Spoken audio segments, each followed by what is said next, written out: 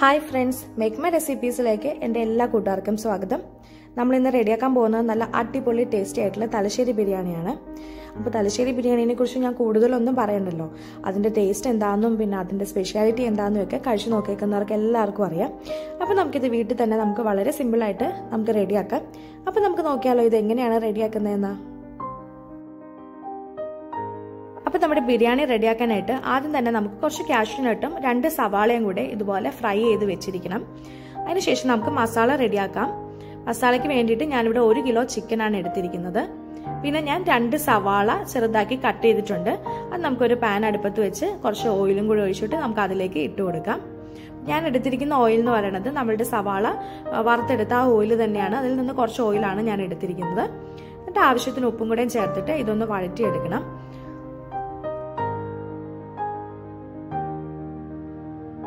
സവാള ഇപ്പം ഒരുപാടങ്ങ് ഗോൾഡൻ കളർ ആകുമൊന്നും വേണ്ട, ജസ്റ്റ് അതൊന്ന് ട്രാൻസ്പെറന്റ് ആയി വന്നാൽ മതി. ഇനി നമുക്ക് ഈ ഒരു സ്റ്റേജിൽ നമുക്ക് ഇഞ്ചി വെളുത്തുള്ളിയും പച്ചമുളകും കൂടി ഒന്ന് അരച്ചെടുക്കണം. അപ്പം ഞാൻ എന്തോരമാണ് എടുത്തിരിക്കുന്നതെന്നുള്ളത് ഡീറ്റെയിൽ ആയിട്ട് ഡിസ്ക്രിപ്ഷൻ ബോക്സിൽ കൊടുത്തിട്ടുണ്ട്. അപ്പോൾ അത് ചെക്ക് ചെയ്യാം. എന്നിട്ട് നമുക്ക് അരച്ചെടുത്ത ആ പേസ്റ്റ് നമുക്കിതിലേക്ക് ചേർത്ത് കൊടുത്തിട്ട് അതൊന്ന് നന്നായിട്ട് വഴറ്റിയെടുക്കണം. അതിൻ്റെ ആ ഒരു റോ ടേസ്റ്റ് ഒക്കെ മാറുന്നിടം വരെ നന്നായിട്ട് ഓയിലിട്ടൊന്ന് വഴറ്റണം ഇഞ്ചിയും വെളുത്തുള്ളിയൊക്കെ.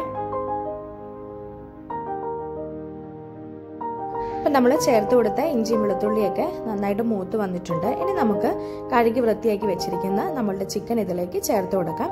എന്നിട്ട് നമ്മളുടെ മസാലയായിട്ട് നന്നായിട്ട് അതൊന്ന് യോജിപ്പിച്ചെടുക്കണം. ആവശ്യത്തിന് ഉപ്പും നമ്മൾ ചേർത്ത് കൊടുത്തിട്ട് ഒരു 5 മിനിറ്റ് നമ്മളിതൊന്ന് കുക്ക് ചെയ്തെടുക്കണം. ജസ്റ്റ് ആ ചിക്കൻ്റെ കളറൊക്കെ ഒന്ന് ചേഞ്ച് ആവുന്നിടം വരെ.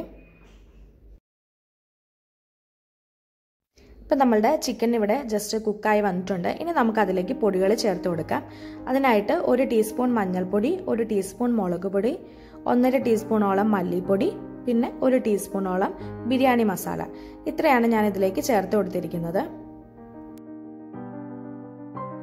എന്നിട്ട് നമുക്കിത് നന്നായിട്ടൊന്ന് ഇളക്കി യോജിപ്പിച്ച് നമുക്കൊരു 5 മിനിറ്റ് ഇതൊന്ന് വേവിച്ചെടുക്കാം, ആ പൊടിയൊക്കെ ഒന്ന് വെന്ത് കിട്ടാനായിട്ട്.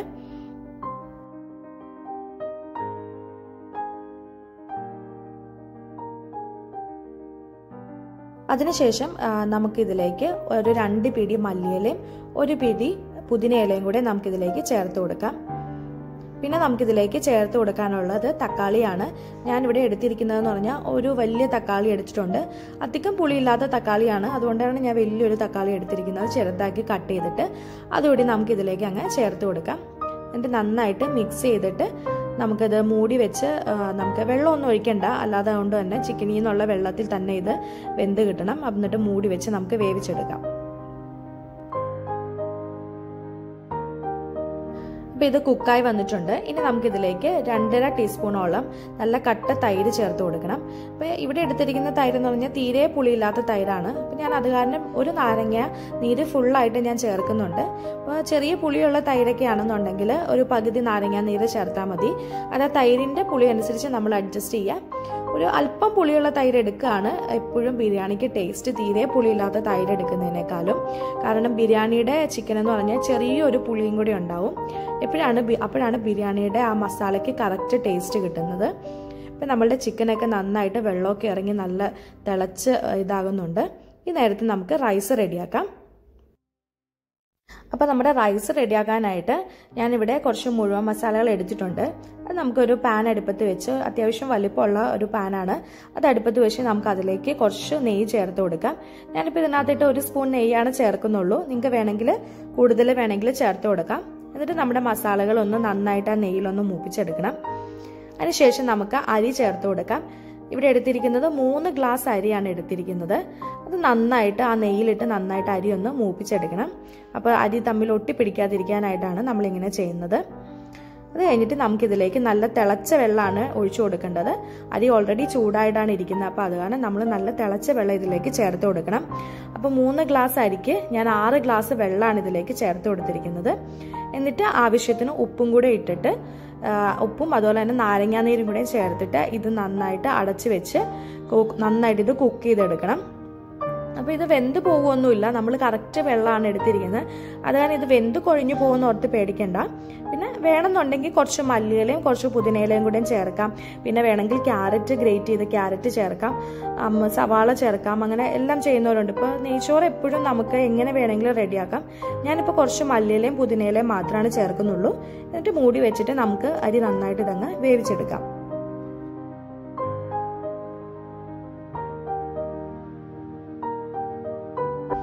നമ്മൾ വെള്ളമൊക്കെ കറക്റ്റ് ഒഴിച്ചേക്കുന്ന കാരണം നമ്മൾക്ക് അരി അവിടെ ഇരുന്ന് വെന്തോളും. ആ ഒരു ടൈമിൽ നമ്മൾ മസാലയിൽ റെഡിയാക്കി എടുക്കാം. ഇപ്പോൾ വെള്ളമൊക്കെ വറ്റി നല്ല പാകത്തിന് വന്നിട്ടുണ്ട്. ഇനി ഒരു സ്പൂണ് നെയ്യ് നമുക്കിതിലേക്ക് ചേർത്ത് കൊടുക്കാം. ഈ ഒരു ടൈമിൽ നമ്മൾ നെയ്യ് ചേർത്ത് കൊടുക്കുമ്പോൾ ആ ഒരു നെയ്യുടെ ടേസ്റ്റ് നന്നായിട്ട് അത് മുന്നോട്ട് നിന്നോളും. ഇനി നമുക്കിതിലേക്ക് ചേർത്ത് കൊടുക്കാനുള്ള ഇൻഗ്രീഡിയൻറ്റ് നമ്മൾ ഓൾറെഡി സവാള വറുത്ത് വെച്ചിട്ടുണ്ട്. അതിൽ നിന്ന് പകുതി സവാള നമ്മൾ എടുത്തിട്ട് നമ്മൾ കൈകൊണ്ട് ഇതുപോലെ നന്നായിട്ട് ഇതുപോലെ പൊടിച്ചെടുക്കണം.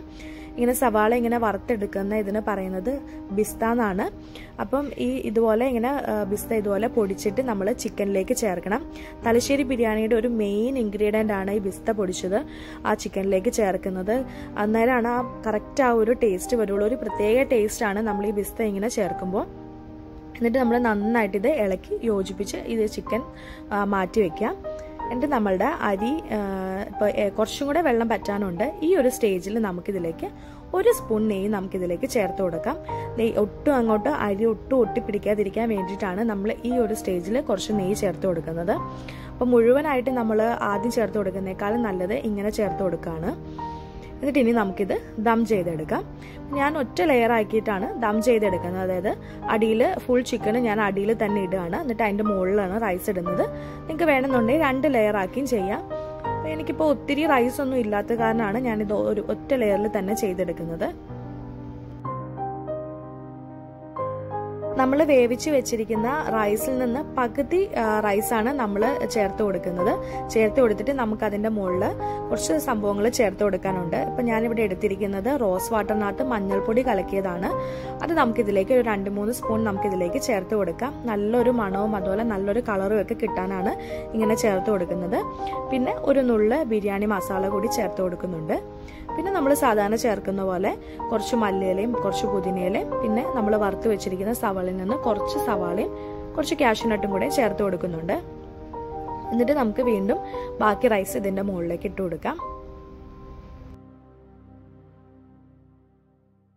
എന്നിട്ട് നമ്മൾ ഏറ്റവും ലാസ്റ്റ് നമ്മൾ മഞ്ഞൾപ്പൊടിയും റോസ് വാട്ടറും കൂടെ മുകളിൽ ഒഴിച്ചു കൊടുക്കുക.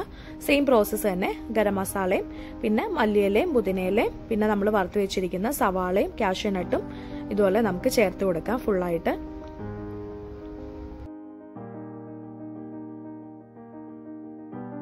ഇതിപ്പോൾ ഞാൻ സെക്കൻഡ് ലെയറിൻ്റെ മുകളിൽ കുറച്ച് നെയ്യ് കൂടി ഞാൻ ഇതിലേക്ക് ചേർത്ത് കൊടുക്കുന്നുണ്ട്.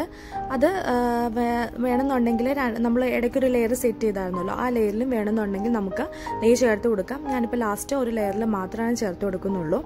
പിന്നെ ഞാനിപ്പോൾ ദം ചെയ്യുന്നത് ആദ്യം ഒരു അലൂമിനിയം ഫോയിൽ വെച്ച് കവർ ചെയ്തിട്ട് അതിൻ്റെ മുകളിൽ അടുപ്പും കൂടെയും വെച്ചിട്ടാണ് ഞാൻ ദം ചെയ്യുന്നത്. അല്ലാന്നുണ്ടെങ്കിൽ നമ്മൾ സാധാരണ ചെയ്യില്ല, ഇങ്ങനെ സൈഡിൽ കൂടെ ഇങ്ങനെ മൈദയൊക്കെ വെച്ചിട്ട് അങ്ങനെയും ചെയ്യാം, അല്ലെങ്കിൽ ജസ്റ്റ് അടുപ്പ് മാത്രം വെച്ചിട്ടും ചെയ്യാം. എന്നിട്ട് ഒരു പാൻ അടുപ്പത്ത് വെച്ചിട്ട് അതിൻ്റെ മുകളിലേക്കാണ് ഞാനിപ്പോൾ ഈ പോട്ട് വെച്ചിരിക്കുന്നത്. അപ്പോൾ ഒട്ടും അങ്ങ് അടി പിടിക്കാതിരിക്കാൻ വേണ്ടിയിട്ടാണ് അങ്ങനെ ചെയ്യുന്നത്. എന്നിട്ട് ഒരു 15 മിനിറ്റ് ഞാനിപ്പോൾ ഇത് ദം ചെയ്തെടുത്തിട്ടുണ്ട്.